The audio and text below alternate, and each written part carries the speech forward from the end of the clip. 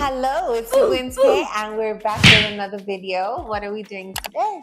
So after this whole Trump debacle, Yes. we have some good Samaritans out here. Some white South Africans came out and spoke the truth. Oh, wow. Really? But before we get into it, let's just check out this clip first. Okay. And then you tell me what you think. All right, cool. And also, in case you don't know this, ek is Afrikaans. Ek is 'n boerekind. So I am the exact demographic that you are claiming needs to be protected. The rights of the minority in South Africa is not in danger. This fear that white people, particularly white Afrikaans people, have is that black people will do unto us as we did to them. But we still have the majority of the power in South Africa. Hey, lovely people, and particularly a quick word to my American friends who might be tempted to believe what Donald Trump is saying about South Africa, my home country, where I happen to be right now. Him and Elon Musk are racist twats who have no fucking idea what they're talking about. Because what they're doing is taking the word of a fringe racist group called Afriforum and other disaffected whites, disgruntled by the end of apartheid, feeling hard done by, and much like the Israelis, victimizing themselves when they are not victims at all, bitching about how land redistribution is racist against whites. These are such ignorant provocateurs, and it's going to backfire on them. South Africans' majority, the black majority, and it's a multiracial, multi-tribal society now, only own a tiny proportion of the land versus the size of their population. And while white South Africans make up 7% of the population, more or less, they own about 70% of the decent land. And so the redistribution of land is to address past inequities. And the vast majority of South Africans agree and understand why that's happening and that it's a good thing. And the thing is, once people start realizing this, and once people start going, hey, maybe we should rectify some of these things instead of just pretending that it's all over and going, you know what, I am privileged. The fight's over.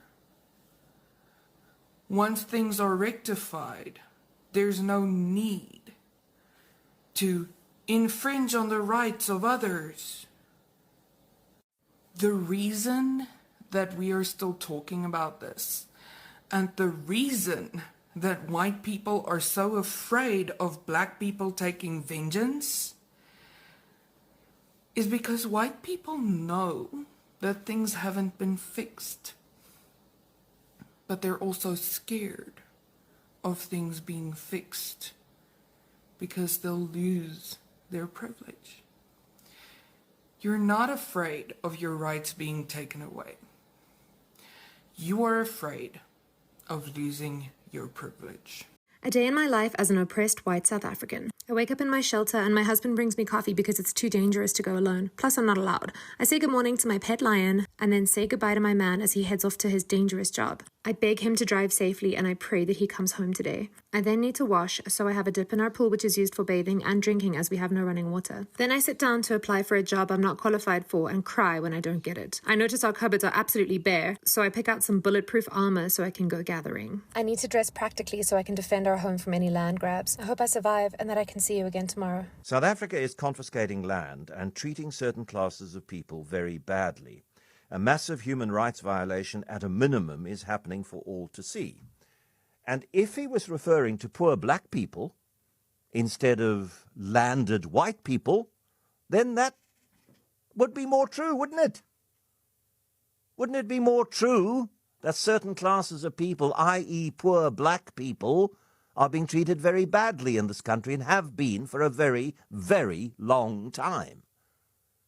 And it does amount to a human rights violation for poor black people to be so appallingly treated, first by successive forms of apartheid, and then by the ANC government once it lost its way under Jacob Zuma. But that's not what Afriforum cares about. That's not what Donald Trump cares about. Absolutely. So what are your thoughts on all of that? Absolutely, spot on. It's almost like we are at a point where we no longer want to let things slide. Actually, let's confront this, and we're about the smoke, basically. So if I was in their shoes, I'd probably, kind of be scared as well. So there's a couple of points I just want to touch on. Firstly, it's nice, it's refreshing that there are like some South Africans out there that who will come out with the truth and tell the whole world that this propaganda that's being pushed is not true. Is exactly that. It's lies. Propaganda.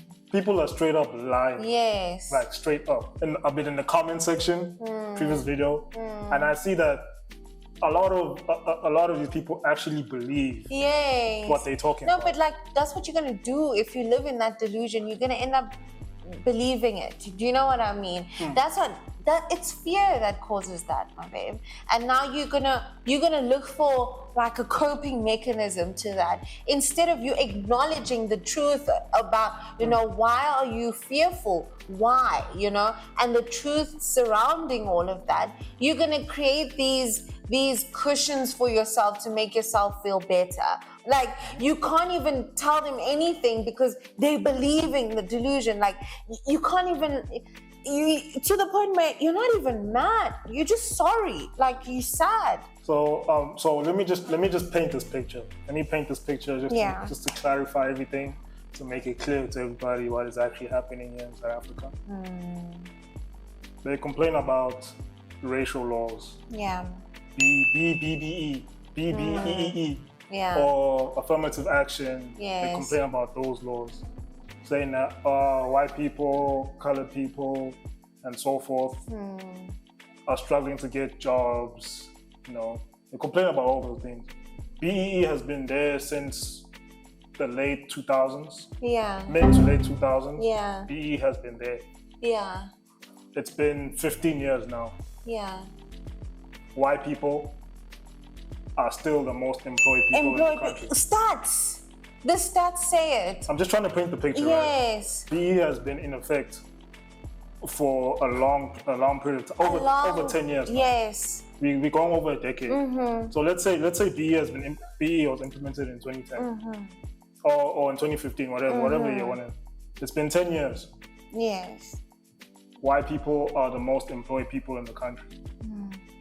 And so are the Indians, Indian people, and then colored people. Who are the least employed people in the country? Black people. The very same law that's trying to empower them. They're still and you don't even want that. You don't even want black people to have the crumbs. Like it's you're crying even about the crumbs. I'm still trying to paint the picture. Here. So BEE is not really doing anything to change the status quo. They're talking about white genocide, farm murders. They've been talking about that since also the early 2000s. Imagine, why are they still white people? Because we should have wiped them out by now. It's been 20 years. They say white people are the most targeted race in the country. It's been 20 years. White people still own the most agricultural land in the country. Equate that. Just equate. I'm just trying to let people understand what's happening here.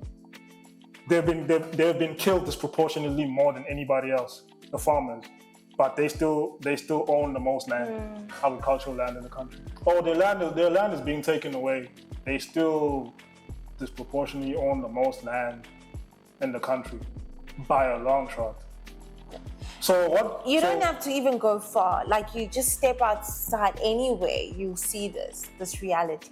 If you go to a public clinic, it's actually very surprising to see a white person, not even a public hospital. No. You'd be surprised to see a white person in a public hospital. You know why? Because most white people own medical aid. Yes, because they can afford medical aid. Almost every white person has a medical aid. Well, I'm just saying. And can afford to go to private. I'm just saying that if you just look at all these things, you will see that. Let me just call it, because I won't say all of them. What these racist white people are pushing is not really reality. Because I'll be fair.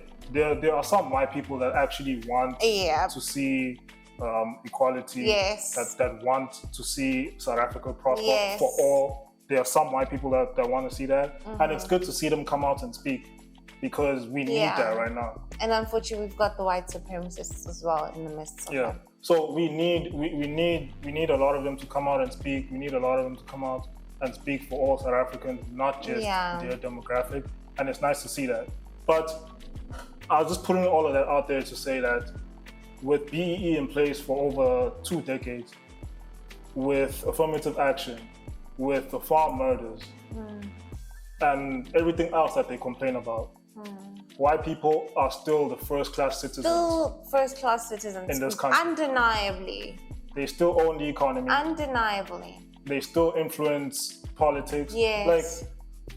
Like, so that's why it's like it's very difficult to engage in these conversations, because given the stats in place, also given the realities that if you just walk out and go to a public clinic, it's very rare to see white people in poverty. It's rare. There's only 1% of white people in poverty. It is rare. It's not like it's a common occurrence. But they're acting like they're being oppressed. Yeah. It's disingenuous, and people need to be real. People need to speak the truth. Let's not do this. I get the fact that you are worried about these certain policies. I get the fact that you're worried about the ANC because it's the ANC. I know. We all worried about the ANC. Nobody is looking at the ANC like and they're, be like, wow, they're good people, they're amazing. They're saviors or whatever. We know what the ANC are. But to lie about reality, to push agendas, we need to draw the line. That's nasty business. We need to draw the line. And like, honestly, do they really think like people are gonna buy this white people being oppressed nonsense? Well, now that America is pushing that agenda, people are going to be, unfortunately, Americans are pushing that agenda. You see the likes of Ben Shapiro pushing this agenda. Okay, back on the good side of the ledger, President Trump is apparently killing aid to South Africa. This, of course, is a good thing, because when it comes to South Africa has become an increasingly racist state focused on expropriating the property of whites. Now, you can talk about the evils of South African apartheid, which, of course, were tremendously evil. And you can also point out that the way to come together after the demise of an apartheid regime would not be confiscatory policy designed to harm the white people in Africa in racist fashion. That's exactly what the South African government has done. That's what the Zimbabwean government did also, by the way, completely destroying the country in the process.